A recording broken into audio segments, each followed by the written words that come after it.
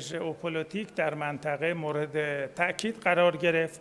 البته من بر دیداری که کمتر از 3 ماه پیش در باکو با جناب آقای رئیس الهام علیوف داشتم، آقای الهام علیوف به صراحت اعلام کردند که ما هیچ بنایی بر هیچ تغییری در مرزها و در ژئوپلیتیک منطقه قفقاز جنوبی نداریم، ضمن اینکه در بحث مطروحه مسیر مواصلاتی زنگزور اکنون یک کریدوری از مسیر جمهوری اسلامی ایران به سمت نخجوان بین دو کشور تعریف و طراحی شده.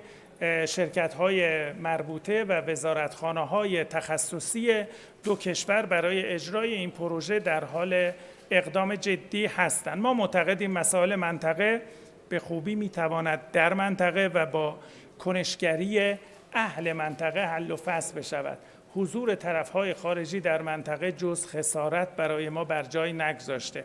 2 نمونه بارز اون در غرب و شرق کشورمان وضعیت در افغانستان و وضعیت در عراق در حدود 2 دهه گذشته یک تجربه تاریخی گرانبهایی از مداخله نیروهای فرامنطقه‌ای در مقابل ما قرار داده، ضمن اینکه کشورهای منطقه خود از شایستگی لازم برای حل و فصل منازعات منطقه‌ای برخوردار هستند و نشست امروز هم پیام قوی در این رابطه به جامعه جهانی صادر کرد. متشکرم.